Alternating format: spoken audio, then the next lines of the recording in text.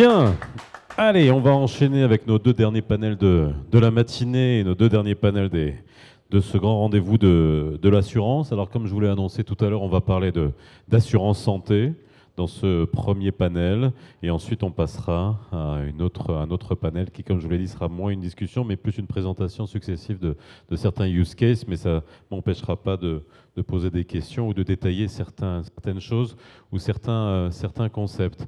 Donc des panels extrêmement concrets. On va dans la forme, donc j'ai deux intervenants qui parlent en français and two guests, English-speaking guests. So I have to make a choice just to make things easier for our fellow translators. Thank you again for your work. Donc maybe I'm going to choose French, okay? So you just have to use your translation headset et c'est ce que je vais faire pour qu'on puisse commencer ce panel. Je vais vous demander d'accueillir mes différents intervenants. Please welcome Dr. Abhishek Jaju, qui est le fondateur et le PDG du groupe AGMS Global. Mr. Karim Khashaba, cofondateur et CEO de Udemy. Jean-Philippe Schneider, directeur indemnisation du groupe MACSF. Et enfin, Catherine Lardy, directrice innovation du groupe IMA. Je vous en prie, installez-vous. Please take a seat. Okay, so you get the point. Translation headsets. We check if everything is working. Good. If you hear the translation well. Okay? That's okay. Ça marche. Alors, on va se prendre, pareil, 40 petites minutes. Le même principe que pour le panel précédent, parce que le but, c'est qu'on puisse déjà voir dans quelle mesure aujourd'hui, les spécificités nécessairement dans l'assurance santé, dans les applications de l'IA déjà dans la santé, et ensuite, l'impact que ça peut avoir dans la définition du risque, la gestion aussi des remboursements, de la prise en charge, etc. Bref, toute la chaîne qui concerne l'assurance santé. Mais avant ça, je vais quand même vous demander de présenter très brièvement chacun les entreprises que vous représentez. Je vais commencer par vous, Jean-Philippe. Oui, donc la MACSS est un groupe mutualiste français qui assure les professions de santé. C'est un peu un lien avec la table ronde. Donc les médecins, les dentistes, les chirurgiens dentistes, toutes les professions de santé. On est leader en France sur ce marché de l'assurance des professionnels de santé. Abhishek Jaju, est-ce que vous pouvez nous présenter AGMS Global? So AGMS is specializing in AI-driven technology, especially focusing on the insurance sector, starting through the entire value chain of insurance, from underwriting to policy to claims management, focusing on AI agents, including the regulatory reporting of IFRS 17 and all. So yeah, thank you. Merci. Udemy. Udemy is the largest health information exchange of Egypt. We integrate almost 70% of the medical insurance market and a total of about 4,000 medical providers to automate pre-authorizations, claims processing, and all in all, kind of manage fraud and risk much better. Merci. Et enfin? Donc l'assistance, c'est un métier simple. On met en relation un A qui a un problème avec un B qui a une solution. Et donc le groupe IMA est un des leaders en France et au Maroc et en Afrique. On a la chance d'être partenaire de Attijari Wafa Bank et de Wafa Assurance et avec notre filiale qui s'appelle Wafa IMA Assistance. Ok, merci. Voilà, on a un assisteur ou une assisteuse, je ne sais pas comment je vais dire ça. Et puis c'est toujours intéressant parce que il y a toujours cette confusion entre l'assurance et l'assistance d'un point de vue des clients. Alors déjà, dans un premier temps, je vais commencer par Jean-Philippe. Avant qu'on parle de l'utilisation de l'IA dans l'assurance, on peut déjà brièvement aussi parler de l'application de l'IA dans le secteur de la santé et qui nécessairement va transpirer sur l'assurance en elle-même et sur le parcours de soins. Oui, donc c'est vrai que c'est bien de commencer par le secteur de la santé. Nous, en tant qu'assureur santé, on travaille beaucoup avec eux. Nous, MACSF, on investit dans un panel de start-up de l'IA dans la santé. D'ailleurs, il y a un des représentants dans lesquels on a investi qui participe à votre table ronde d'après. Et donc, c'est un secteur qui est foisonnant. Il y a beaucoup d'initiatives, alors que ça concerne les programmes de prévention, mais aussi la recherche de médicaments nouveaux avec l'IA qui aide les opérateurs à trouver des nouvelles molécules qui vont soigner les patients. On peut parler aussi des parcours patients qui sont optimisés grâce à l'IA. De même que la lecture des images médicales est aujourd'hui facilitée pour les professionnels avec l'IA. Donc l'IA et la santé, c'est presque logique. Le secteur de la santé, ça a toujours été un secteur qui a fait de la recherche, qui a beaucoup innové. Et donc évidemment, les champs d'application avec l'IA aujourd'hui sont extrêmement vastes. Et il y a beaucoup d'opérateurs. Hein. Donc quand je parle du marché des startups santé, il y en a plusieurs centaines dans le monde qui travaillent sur les axes dont je parlais à l'instant. Et donc, en tant qu'assureur, effectivement, on travaille avec eux et il y a aussi des logiques communes qui se retrouvent entre le secteur de la santé et l'assurance. Alors, je vais poser la question à tout le monde pour rebondir par rapport à ça, parce que quand même intéressant. Je prends toujours cet exemple, et je vous l'ai dit tout à l'heure, j'ai eu l'occasion, et ça m'a épaté de modérer une conférence d'oncologie avec justement des professeurs, des pontes, et la question c'était comment utiliser l'IA dans le diagnostic du cancer. Et on se rend compte de la fiabilité et de la rapidité avec laquelle eh bien, on pouvait avoir un diagnostic qui avant, voilà, ça permet d'analyser des milliers, des centaines de milliers, des millions de données, et puis d'avoir au moins à un pourcentage près, un pourcentage extrêmement élevé, une véracité dans le diagnostic. Est-ce que c'est ce genre de choses qui peut faciliter, notamment au niveau de l'assurance maladie, lorsqu'on a un diagnostic très très fiable, qui permet peut-être d'évaluer aussi le parcours de soins qui sera afférent? Est-ce que c'est ça qui, aujourd'hui, est un game changer, qui change la donne au niveau de l'assurance santé? So, thank you. I think the point which he also mentioned and you also mentioned, that AI is a powerful tool, and as long as you provide them the correct form of data, the right amount of training, there is a lot of solutions which can be automated. Now it can, in the healthcare industry, obviously it's a very complex industry, and you have to be mindful of the fact that you are dealing with the lives of the patients. So whenever, even in the earlier panel, one of the things which we saw was one of the benefits which we see of AI is that how you are cooking that in your kitchen. Are you doing the data only based on your health records, internal analysis, what you're doing, or you're looking at global database providers also?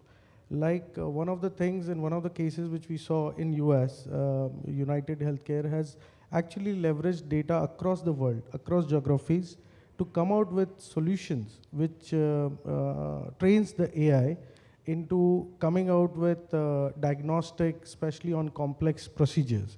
Now those scenarios, those things helps the doctors also to prepare much better in terms of operating the patient. But building upon the point which was mentioned earlier, that how it benefits the health insurance sector, according to me, the use of AI currently majorly focuses on the underwriting, the risk-based premium pricing, or the claims where you can identify fraudulent claims. But the real use going forward, which I feel the industry has to look at, is, especially in the health insurance, is the customer satisfaction.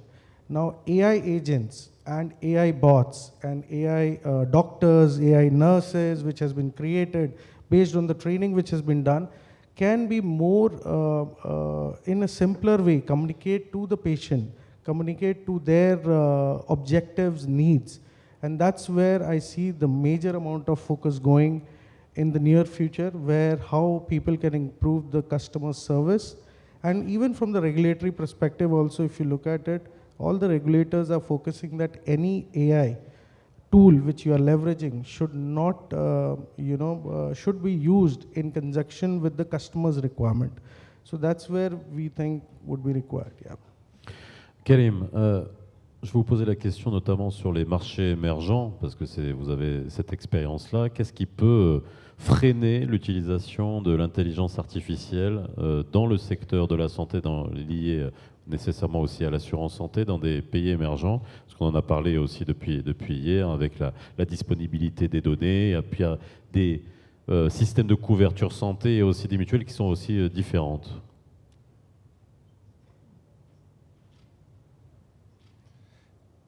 Absolutely. So if you zoom in on emerging markets, they're very, very different than potentially Western markets where the data is already to a certain extent structured.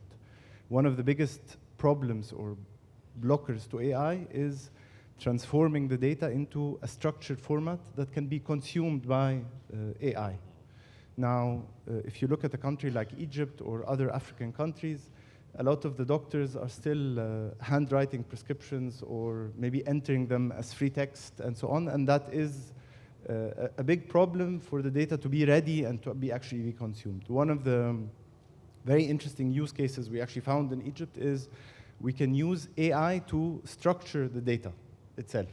So you basically feed in the handwritten notes of doctors, and then this can be translated into something that is coded with international disease codes or procedure codes and so on, and then you get to a state where you have a lot of data, historically unstructured, but you've made it structured now with the AI, and you can start to explore a lot of options. Est-ce qu'on a inventé une intelligence artificielle qui arrive à décoder l'écriture des médecins? On essaye. I think that there's a lot of work being done on kind of being able to recognize handwriting with a certain level of confidence. At the same time, by the way, interesting you should mention this. We've been trying to do this, but for example, doctors in Egypt are writing English and Arabic badly at the same time. So that's another level. Revenons à l'assistance, parce qu'avant qu'on parle nécessairement encore une fois de l'intelligence artificielle, mais c'est bien de rappeler aussi l'importance de l'assistance dans l'assurance maladie et puis de quelle manière elle est complémentaire, voire même extrêmement importante dans le process. Oui, juste avant, je fais un petit écart sur l'intelligence artificielle, parce que je pense que ce qui est important aussi, c'est de se dire que ça n'existe pas l'intelligence artificielle globale, en fait. C'est constitué de multiples technologies, de multiples solutions, de multiples outils. Ça a une histoire qui évolue très très très vite ces derniers temps. Les équipes innovation ne dorment pas beaucoup. Mais ça, c'est important parce qu'en fait, selon qu'on veut avoir une intelligence artificielle qui automatise, ou selon qu'on veut avoir une intelligence artificielle qui prévoit, on doit regarder cet outillage différemment. Nous, en assistance, un des poids très importants de notre activité, c'est la chaîne logistique, en particulier en santé, parce qu'il peut nous arriver d'aller chercher quelqu'un qui a été mordu par un ours au Kazakhstan, et ça nous est arrivé. Donc vous imaginez que derrière, on doit déployer des trésors de logistique. Donc qui dit des trésors de logistique dit des coûts. Mordu par un ours au Kazakhstan. Exactement. Situation réelle. Situation réelle, tout à fait. Mais vous devez en voir des trucs nécessaires. Oui, alors ce qui est beaucoup plus fréquent, c'est l'accident de mobilette en Thaïlande, parce qu'on croit toujours que quand on est en Thaïlande, on peut faire de la mobilette en tongs et sans casque. Ben non, hein, en fait, il ne faut pas le faire. Donc en fait, ça, c'est beaucoup de coûts. Et cette optimisation de la chaîne logistique, pour nous, c'est très important. Donc c'est très important de savoir utiliser ces technologies-là pour mieux faire matcher les ressources médicales avec le besoin du patient, ou certains diraient du client aujourd'hui, parce que c'est vrai, vous l'avez dit, la customer experience, ça devient quelque chose d'absolument nécessaire en santé. Et donc nous, on regarde aussi beaucoup ces sujets d'optimisation de nos processus, parce que pour bien assister les gens, il faut les assister vite, parce que c'est toujours des situations d'urgence, il faut les assister bien, Et il faut aussi avoir quelque chose que pour l'instant l'intelligence artificielle n'a pas encore, mais ça viendra peut-être, il faut avoir extrêmement d'empathie. Si je peux rebondir là. Empathie, ouais.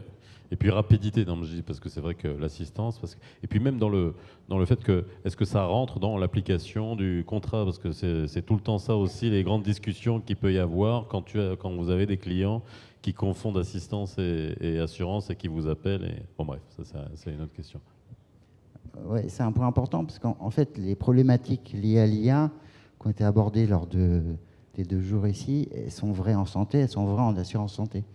Et sont un petit peu plus fortes dans le monde de la santé. Pourquoi? Parce qu'on est sur des choses qui peuvent être très impliquantes, voire dramatiques. Et donc quand on utilise l'intelligence artificielle pour aider au diagnostic, je dis bien aider au diagnostic, non pas faire le diagnostic. Non, aider. Toujours un humain à la fin. Il faut quand même qu'il y ait un contrôle qui soit exercé de manière avertie, responsable, parce que derrière, on a des patients, on a des vies qui peuvent être en jeu. Et nous, en tant qu'assureurs santé et des professionnels de santé, on a aussi de la responsabilité qui peut être en jeu. Et aujourd'hui, quand on assure la responsabilité civile des médecins, on assure des humains, on n'assure pas des machines. Donc, in fine, et c'est un élément très important qui différencie peut-être le secteur de la santé d'autres secteurs, c'est qu'il y a une sensibilité très forte parce qu'on a des implications dans le champ humain et donc de la vie humaine qui sont plus importantes qu'ailleurs. Alors pour rebondir là-dessus, je voulais en parler plus tard, mais ça me fait une transition quand même, ça nous permettra de parler aussi des autres choses. C'est que là on parle de peut-être a posteriori, mais il y a la définition de la prime, de qui on assure, et on se rappelle tous de ce qui tournait un peu sur les réseaux, cette petite blague de ce que serait l'assurance santé dans quelques années, basée sur le son de votre voix. On va vous dire, bah tiens, si vous mangez tant, etc., bah tiens, bah, vous ne serez pas assuré, votre prime, ça sera tant. Mais finalement, on n'en est pas loin. Donc, et c'est là où on va peut-être parler d'éthique, de limites dans l'utilisation de l'intelligence artificielle pour définir le montant de la prime, lorsqu'on parle d'assurance privée, peut-être complémentaire, les mutuelles, c'est peut-être aussi autre chose différent. Mais voilà, comment on compose avec ça pour une assurance qui a l'humain vraiment avec des situations qui peuvent être dramatiques. So let me give you an example, what we have seen. So I come from based out of UAE, right? And in the GCC, the leverage which the insurance sector is doing, especially on the risk premium and the pricing, is commendable, I would say. So Bupa Arabia, for example, has integrated their health insurance package along with the corporate wellness package, and which directly integrates with the kind of wearable devices which you wear. So based on the historical data collected, it directly gives you or rewards you if it is giving you better vitals, and that helps you reduce your health insurance premium. Globally, and in fact in GCC also, like UAE, health insurance is mandatory, right? And when you look at mandatory, the cost of health insurance is increasing for per individual. Be it as a corporate, be it as an individual, as a family, you have to look into that. So all these innovative techniques would for sure help, in reducing the pricing. But at the same time, are we in a situation to say that, like our colleague also mentioned, globally, there is no global AI, there's no global pricing model. Every sector, every geography would have its own challenges, own advantage, disadvantage, own, I would say, systemic risk. So how do you address that? How do you come out with a common playing level field for an insurance company in terms of the pricing? So obviously, certain markets are driven by tariffs, so regulators play a very important role. The minimum and the maximum bandwidth is given. And then you want your predictive modeling to come into the picture with the limited amount of data which is there. Like he mentioned, from developing countries' perspective, a lot of data has started getting captured over the last 5 years or so, especially if you see a lot of digitalization of the data has happened post-COVID, right?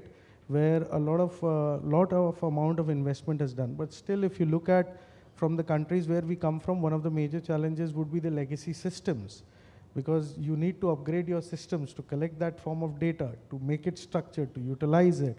So there is a long journey which is there. The entire ecosystem has to be built around this to make it really successful. Or again, like our colleague mentioned, it is about the lives of the people. We have to be very careful. And some of the markets which are litigation based, you are already seeing that litigations are coming against insurance companies who are using AI to reject the claims. So there is a lot of things which you have to look from from the pros and the cons. Yeah. Quelles sont les limites finalement, parce que ça je peux poser aussi la question, alors entre les deux différents marchés, on va dire des marchés où on peut avoir énormément de data parce qu'on a beaucoup de gens connectés, encore je peux faire la même chose, imaginez que juste avec votre watch, je cite pas de marque, mais entre ce que vous consommez, ce que les données de santé qui sont transmises, le nombre de pas, j'en sais rien, après les voyages que vous faites, vous allez être raté pour dire ah bah tiens non vous êtes pas terrible parce que vous êtes acheté 3 McDo et un truc cette semaine. Est-ce que j'exagère, mais finalement ça serait possible. Donc quelles sont les limites auxquelles l'éthique doit faire face pour ce genre de data? I don't think this is a new problem. I think this is a problem that existed at the time of when we were just talking about digitization at large, data privacy and so on. And I believe a lot of standards are already in place. For example, when it comes to medical data, you have the HL7 standards and so on about how to store the data and what to store and what not to store. So in a way, I feel like the definition of the problem around that AI is kind of data privacy is a problem. Data privacy has been a problem and would continue to be a problem. You're just collecting a lot more data now, but the same frameworks and answers exist in my view. And I think you asked the question, kind of the difference between advanced markets and emerging markets in general when it comes to AI. One major difference I'm seeing, and I'll support everything you just said, is very important when you are about to apply AI solution to understand the limitation of the data that you have. In some Western markets, it's already a data-rich environment, so you can design something that gives you a direct decision. In emerging markets, it's much more about using it for decision support and kind of the iterative learning to improve the decision-making. So that's for me kind of a different approach, kind of an assisted learning approach. Just one addition to his point. I mean, you asked about the difference between Western and the developing market. I would say one common thing still exists between the Western and the common market also, rather than the difference, which is they are rich in data. The emerging markets are still collecting or reaching that stage, but the sharing of the data, who are the players who have access? So for example, one of the companies in London launched a travel insurance package, and that was issued on a blockchain contract.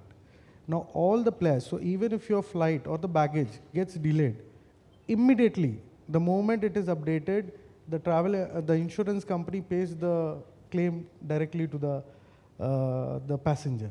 This kind of information or integration, once it is there, even the Western market has to come up on that. So that's where I think that even if you have the data, how it is getting utilized is also very critical. Who all are the players who are using it? That's Et peut-être j'ajouterais, parce que vous posez la question de la limite. En fait, moi ça je pense que c'est vraiment la question importante. Je crois que Madame la Ministre et Monsieur le Président de la Fédération ont parlé de cette personnalisation qui pouvait entraîner de la démutualisation. Et puis on voit que les écarts se creusent entre les pays à cause de la géopolitique. On voit aussi que ces technologies, elles sont aux mains de continents qui nous écrasent un peu, l'Europe et l'Afrique, entre l'Asie et les États-Unis. Moi, je pense que les limites, elles sont celles qu'on décide de se fixer. Nous, au sein du groupe IMA, on a une phrase un peu clé dans les équipes technologie et IT et innovation, c'est « la technologie, ça nous éclaire, ça ne doit pas nous éblouir ». Et donc en fait, ça, je pense que c'est important de se dire, c'est nous qui décidons ce qu'on veut faire de cette technologie-là. On peut courir après, de toute façon, elle va plus vite que nous. Donc il faut continuellement, en effet, être vigilant, regarder ce qui se passe, ne pas être en retard, mais il faut décider. Et ça, je pense que c'est le rôle de nos patrons, c'est le rôle des gens qui s'occupent de la stratégie, décider de là où on place l'intelligence artificielle, parce que là où on place l'intelligence artificielle, c'est là où, en fait, on laisse de l'humain. Et en fait, la placer à cet endroit, ça veut dire ailleurs, je laisse de l'humain, ailleurs, j'accompagne. J'ai beaucoup aimé cette notion d'accompagnement que vous avez mis dans votre film sur le colibri, que j'ai trouvé vraiment extrêmement bien fait. J'aime pas beaucoup l'expression du collaborateur augmenté, mais vraiment ce collaborateur accompagné. Je trouve que c'est une très bonne formulation. Et la limite, c'est vraiment nous. C'est-à-dire qu'il ne faut pas se dire c'est pas de notre faute, c'est la tech. Voilà, on décide de ce qu'on fait, on décide de là où on la met et on décide d'analyser les impacts que ça a sur nos équipes, sur notre façon de commercer, sur notre stratégie. Au niveau de l'assistance, comment vous l'utilisez exactement? Parce que alors, vous parlez de collaborateurs augmentés, mais quoi? Vous, l'assisteur, c'est l'assisteur assisté, finalement? Ça va être quoi? Oui, alors l'assisteur, il est de toute façon depuis toujours assisté, hein, puisqu'on utilise beaucoup. Nous, on a deux actifs dans notre métier, l'informatique et principalement la téléphonie, parce que encore aujourd'hui, nos clients, dans le moment d'urgence, nous appellent avec le téléphone et avec la voix. On n'est pas encore multicanal. Alors on est multicanal en capacité de réception. Si on nous envoie un WhatsApp, on va savoir le gérer. Mais en fait, quand les gens sont dans le stress et dans l'urgence, ils prennent leur téléphone, ils décrochent et ils appellent. Donc depuis toujours, on a ça. Et puis de l'autre côté, la voix. Et la voix de nos chargés d'assistance. Et ça, c'est le deuxième actif majeur de notre entreprise. Donc en fait, on travaille beaucoup autour de cette voix parce que on sait que des technologies comme les voice bots aujourd'hui, finalement, ça accompagne nos chargés d'assistance parce que quand il y a un gros événement climatique, quand il y a une inondation, quand il y a cette nuit en France, il est tombé plein de neige, ça n'arrive jamais dans les Alpes en avril. Bon, ça n'arrive pas. Donc forcément, tout le monde appelle parce que tout le monde est coincé, mais les dépanneurs, ils peuvent pas non plus y aller parce qu'ils sont coincés aussi. Donc ça bouchonne sur les lignes, c'est sûr. Donc d'avoir un voice bot qui permet d'orienter, d'enregistrer, de bien aiguiller, potentiellement d'envoyer le dépanneur sans qu'on ait eu à attendre un quart d'heure, 20 minutes au téléphone parce que les lignes sont encombrées, c'est un gain d'efficacité. Donc on l'utilise pour ça. On regarde aussi beaucoup la transcription d'appels. Alors c'est vrai que c'est difficile de lire les prescriptions médicales, mais vous savez que quand vous appelez l'assistance, c'est du 24/7, donc vous allez appeler à un moment, et puis si vous voulez rappeler, vous ne tomberez jamais sur la même personne. Donc c'est très important que les consignes soient bien passées. Donc là aussi, l'intelligence artificielle, elle nous aide avec le speech to text en disant aux chargés d'assistance, concentre-toi sur ton empathie, concentre-toi sur ta capacité à rassurer la personne qui est au bout du téléphone, et ce qu'il dit, la machine va l'enregistrer, la machine va l'écrire et la machine va l'incrémenter dans une fiche de notes pour que celui qui va prendre l'appel après puisse avoir tous les éléments. Donc ça fait partie des spectres de choses qu'on regarde. On ne va pas parler à une machine nécessairement, on est bien d'accord. Pardon ? On ne va pas parler à une machine quand je serai en situation d'urgence. Eh bien, c'est pas vrai. On peut parler à une machine parce que parfois, vous êtes juste en panne de batterie en bas de chez vous, puis vous télétravaillez et ça ne vous gêne pas. Et nous, on le voit parce qu'on a des parcours complètement digitaux où on parle à des voice bots avec des taux de satisfaction très, très bons. Parce qu'en fait, quand la personne n'est pas dans une situation de stress, comme un rapatriement de santé, quelque chose comme ça, mais dans une situation... On va dire pour les petites, petites assistances. Donc, à la en fait, rigueur. il faut savoir toujours mixer à quel moment, justement, on utilise ces technologies-là, et parfois, oui, pour quelque chose de très simple, ou parce que vous avez un contrat d'aide ménagère, parce que vous vous êtes cassé la jambe, et vous voulez demander juste une prolongation de vos heures d'aide ménagère, parce que vous ne les avez pas toutes consommées. Parler à un robot, ça ne vous dérange pas fondamentalement. Alors, revenons à un autre moment du process dans l'assurance santé. On a parlé de l'amont, diagnostic, et la partie remboursement aussi qui est extrêmement importante. Comment on fait justement pour intégrer l'intelligence artificielle pour, au mieux, comme dans les autres assurances dont on a parlé, hein, gérer au mieux les remboursements, parce que là aussi, il y a la détection de la fraude, mais il y a pas seulement, il y a aussi toute la partie remboursement qui est souvent basée sur énormément de paperasse aussi, hein, dans l'assurance santé. À votre niveau, quelle application concrète vous avez pu voir? So it's, automating payments today is actually something fairly straightforward that does not require AI even, right? So that's straightforward. It becomes a question kind of how you can automate everything that precedes the decision to pay and the amount and so on, which is ultimately claims processing at the end of the day. What we've been able to see with kind of digitization and AI in general is that you can automate close to, at least what we've seen in Egypt, close to 85% of kind of claim requests into kind of automated payments that do not require human intervention. Again, with the caveat of the data being structured in how you receive the data, which is kind of an enabler for this to be possible. But I think in the next couple of years, we should reach really a very small percentage that requires any human intervention. So maybe anywhere between 2 and 3% that's going to be remaining, where you have a relatively complicated claim and AI is not able to kind of do the assessment on its own. From there on, the payment is automated anyway, which is something that existed already. Abhishek, à votre avis, quelle est l'application de l'intelligence artificielle dans l'assurance santé qui est la plus prometteuse et qui pourrait être la plus efficace? There are two things that comes to my mind. The first is hyper-personalized policies. So a lot of things when we see medical insurance policy, especially in the market where we come from, is driven by insurance company or the TPA, third-party administrators. So a lot of coverage is decided based on the regulator that this should be the minimum, and then on top of it, different packages are being done. So these are standard packages, not customized. And that's where AI plays a very important role. We can come out with customized healthcare packages, because why?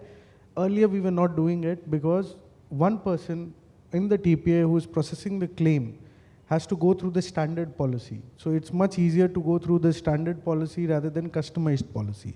Now, if you have the leverage which you can take from AI and automate that entire process, so each policy code, which is a unique code, can be mapped with the kind of customized policy which has been done. And based on that, there's a huge expansion strategy which can happen. And let's say there would be a general policy for a larger audience, but there are certain high net worth individuals or certain segment of people who require very specific, or certain age of people who require very specific kind of treatment, and they would require that kind of policies which will help them compared to the standard. So I think there a lot of innovation will happen, especially a lot of insurance companies want to grow their business, and that's one differentiating factor we see. And that's where we are also working. In fact, we have been able to automate, if not more, approximately around $1 billion worth of policy issuance for our clients in the Middle East. So similar to that, we see another aspect where the benefits of AI, which will progress going forward, although ethically, not ethically, it may be sounding challenge, but a lot of things, especially on the claims, on the other side of the piece, you would have these hyper-personalized apps. What happens is after the patient is taken care and after the process is over, they go back to their home, how these patients are getting reminded about their health, reminders of their checkups. A lot of healthcare professionals as well as insurance companies have come out with these apps where the reminders go, including taking the medications, what is prescribed to them, including follow-up meetings and all. So it's like your nurse assistant, I would say, where I see a lot of progress will happen because people are more familiar with their phones. A lot of reminders, calls, everything, they are familiar, so they would be comfortable receiving those things, alerts, notification. All of you would have hundreds of apps. Every app has notification. You have to go and select. You don't want the notification. So this would be one app where you would love to have the notification because it will take care of your health. I don't want to be notified about this. It scares me.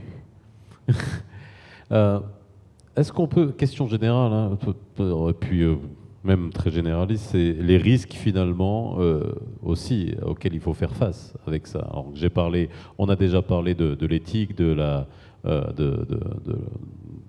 confidentialité des données. Quel risque vous voyez à l'utilisation de l'IA dans le secteur de l'assurance santé? Alors, encore une fois, ils sont démultipliés dans le domaine de la santé quand on parle des traitements et des prises en charge. Après, les risques, les mêmes, je dirais, que dans d'autres secteurs. L'utilisation de la donnée, l'autorisation d'utilisation de la donnée, donc c'est différent selon le pays dans lequel on se situe. Il faut prendre en compte les spécificités de la régulation, mais aussi des systèmes de santé. C'est-à-dire que, si je prends le cas de la France, que je connais le mieux, on a un système de santé en France qui est très automatisé, indépendamment de l'IA. Donc on part de quelque chose où, quand vous allez chez un médecin, vous déboursez le prix de la consultation, mais après vous êtes remboursé par la sécurité sociale et par votre complémentaire de manière automatique. Alors peut-être avec de l'IA, peut-être pas, mais en tout cas c'est automatisé. Quand les systèmes de santé sont moins développés, on a beaucoup à gagner avec l'IA parce que, comme vous le disiez, ça va prendre en compte une facture, un acte médical, et donc on peut automatiser les traitements, et donc il y a un gain énorme dans ces cas-là, qui est sur ce point-là un peu moins important dans les systèmes automatisés qu'on peut avoir. Et après, les questions éthiques posées avec l'utilisation de l'IA restent évidemment importantes en assurance santé, comme c'est le cas dans d'autres branches d'assurance. Il y a la question de responsabilité dont je parlais, de l'utilisation de la donnée, et puis de s'assurer, et ça les scientifiques travaillent beaucoup dessus, sur la pertinence des modèles qui sont utilisés pour tirer des conclusions. Et donc les modèles de données doivent être fiables, exhaustifs, fiabilisés, entraînés, pour qu'on puisse prendre les bonnes décisions derrière, et ça c'est effectivement un risque important. On a imaginé l'impact. Alors, on prend le cas français, mais qui est quand même assez unique. Hein, on ne va pas le répéter encore une fois. Vous avez un des systèmes de santé les plus généreux et d'ailleurs qui vous pose de vrais problèmes, mais politiques. Non, mais après, ça, c'est une vraie question.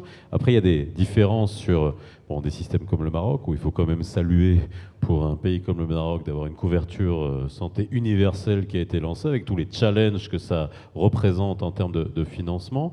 Est-ce que justement l'utilisation de l'IA sur les différents systèmes de santé, qu'ils soient publics, qu'ils soient en assurance privée, qu'ils soient en mutuelle, donc on a des fonctionnements qui sont différents, est-ce que c'est une chance aussi pour pouvoir rendre des systèmes de santé qui sont souvent, alors dans le cas du public, déficitaires, les optimiser au mieux dans leur gestion financière? Ça, c'est parce que quand on entend ce que vous dites, c'est vrai que ça peut tout de suite cascader sur beaucoup d'abus, des surutilisations, des surprescriptions. Est-ce que c'est des choses qui peuvent être gérées?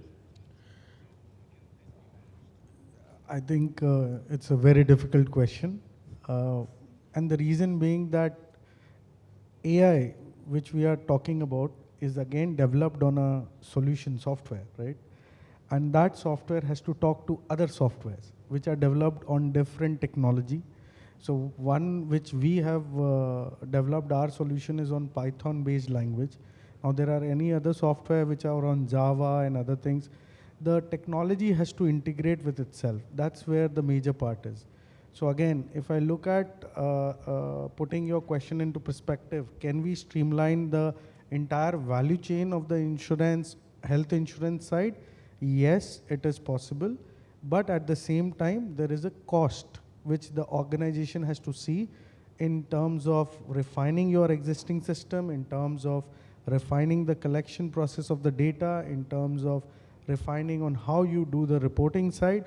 As long as that commitment and that focus is there, which, when I look at the countries like India or Middle East and all, a lot of things are getting driven by regulatory push. So regulators which are centralized collecting the data, they come out with their medical codes, medical forms, and then the insurance company update their system to provide that information, which is the reporting side of the piece.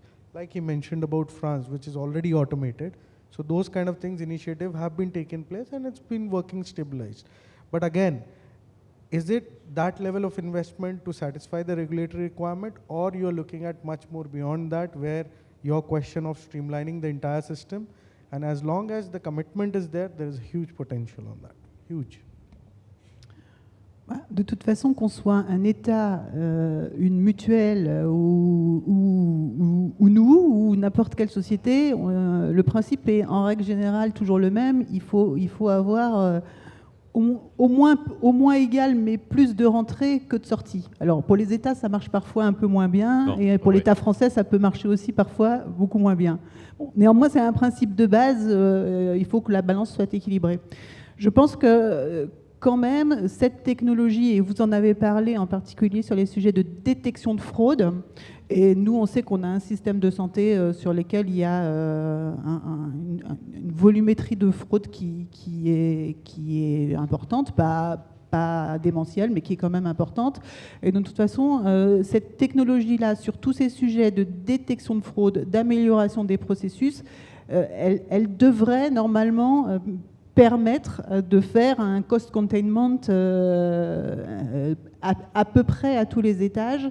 Voilà. Le point, c'est que quand même, on va être confronté dans le même temps, avec le vieillissement de la population et l'émergence de plus en plus nombreuse des maladies chroniques, à des coûts qui vont devenir assez exorbitants. Et la table ronde sur le climatique le disait avant, il y a des zones qu'on va plus pouvoir assurer.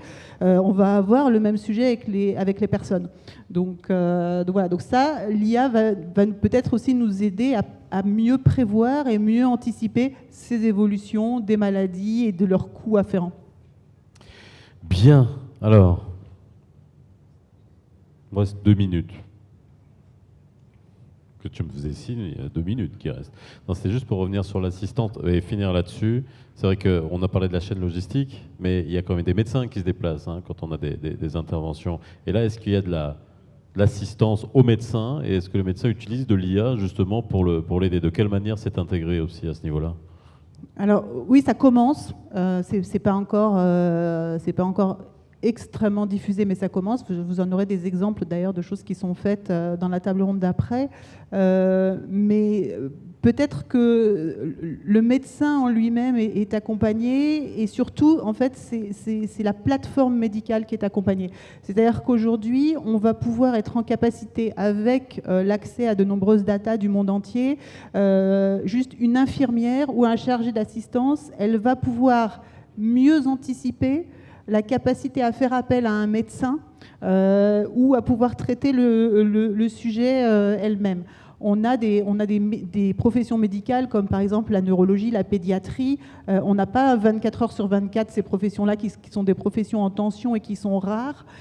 Si on arrive à constituer des bases documentaires plus qualifiées, plus intégrées, qui nous permettent de dire oui, là il faut absolument que je fasse appel à un médecin parce que moi en tant que chargé d'assistance ou moi en tant qu'infirmière, ça dépasse mes capacités, je fais appel. Si je sais que je peux gérer ça parce que c'est une entorse, et qu'une entorse c'est toujours pareil. Voilà.